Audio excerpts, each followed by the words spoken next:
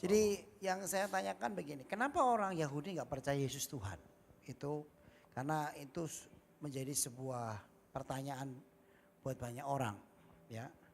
Dan yang kedua, ini menjadi sebuah pertanyaan juga, sebenarnya yang ditunggu orang Yahudi itu siapa? Kalau bukan Tuhan Yesus, atau sebenarnya mereka ini menyembah ke siapa? Kalau kita jelas ada Yesus, ada Tuhan, ada Roh Kudus, ya. Nah, silakan Pak. Jadi ini yang sering ditanya teman-teman saya juga, teman Kristen di sekolah kan. Orang Yahudi nggak percaya Tuhan ya katanya.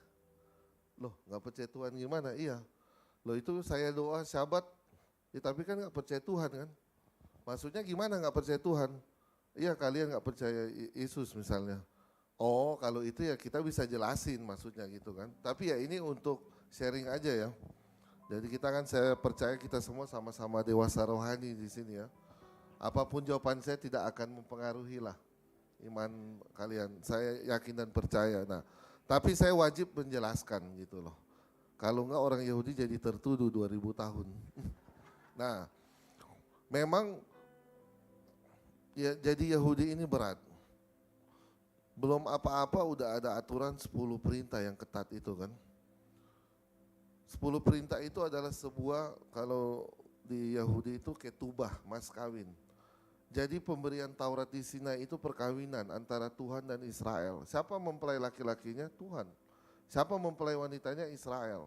Perkawinan Yahudi itu ada namanya khupah atau atap putih dengan kain. Khupah yang ada saat itu awan putih yang menutupi waktu Tuhan mengawini Israel di atas Sinai.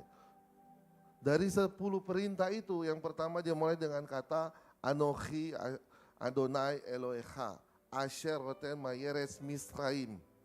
Aku adalah Tuhan Alamu yang mau kamu keluar dari tanah perbudakan di Mesir.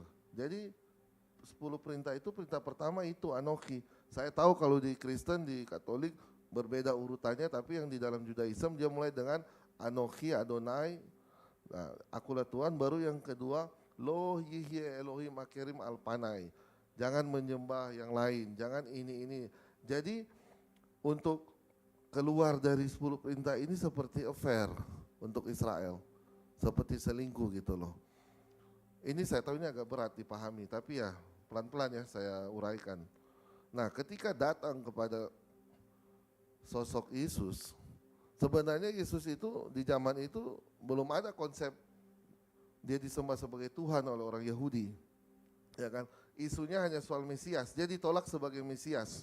Nanti berapa ratus, berapa ribu kemudian muncul istilah bahwa ketuhanannya ditolak gitu. Tapi yang ditolak di zaman itu ya kemesiasannya. Nggak ada yang orang berani ngaku sebagai Tuhan di zaman itu gitu loh. Sehingga ada kata Tuhan, ini yang perlu dipahami dalam tata bahasa Ibrani.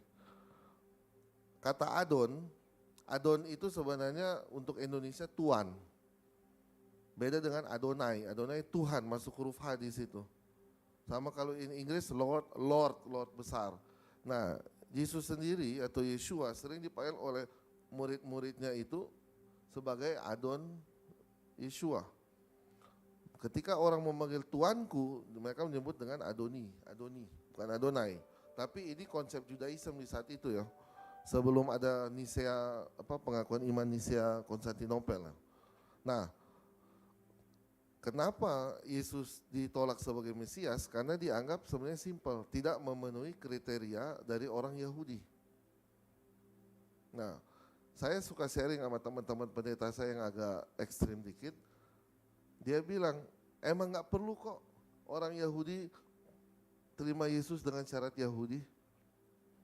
Saya kaget kan, kenapa? Karena memang dia untuk umat Kristen bukan untuk umat Yahudi. Saya bilang ya juga ya, win-win solution kita. Iya kan? Memang kalau orang Yahudi punya syarat yang gak masuk ke dalam sosok Yesus, kenapa orang Kristen terpaku dengan itu? Bener gak? Syarat jadi Mesias kan harus keturunan Raja Daud, suku Yehuda dari garis ayah. Lalu kemudian di Matius 1 ada silsilah Yesus. Tapi kan orang Kristen sendiri yang percaya bahwa Yusuf itu bukan ayah jasmani dari Yesus kan, tapi dari Roh Kudus. Sehingga memang untuk percaya Yesus sebagai orang Kristen jangan pakai syarat Yahudi, nggak kena. Kita pakai syarat fisik, sementara kekristenan dibangun dari kerohanian. Amin? Harus diaminkan, karena memang seperti itu. Kalau orang Kristen mau orang Yahudi menerima Yesus dengan syarat Yahudi, maka kadar rohani iman Kristen itu sama dengan disekulerkan jadinya. Jadi kita agree in disagreement, betul nggak? That's the important things gitu loh. We doesn't have to agree in everything, tapi kita disagree. Untuk yang agree itu kan bagus kan, untuk yang satu itu. Nah, itu syarat pertama dari segi yang tidak masuk syarat. Kedua, di zaman Yesus 2000 tahun lalu bangsa Israel itu dijajah Romawi. Semua orang, ada kaum nama yang kelompoknya Yuda, Selot, itu kelompok kayak parpol yang sangat-sangat fanatik ya. Itu minta banget itu Israel harus merdeka. Dan kebetulan Yesus gagal melakukan itu. Sehingga orang Yahudi saat itu ya menolak. Kenapa? Karena bukannya bait suci itu dipulihkan seperti di zaman Hanukkah itu ditabiskan oleh Yehuda Makabe, tapi justru bait suci dibakar tahun 70 dan orang Yahudi dibuang. Sehingga dari kacamata Yahudi ya, ini seperti kontradiktif dengan kedatangan Mesias.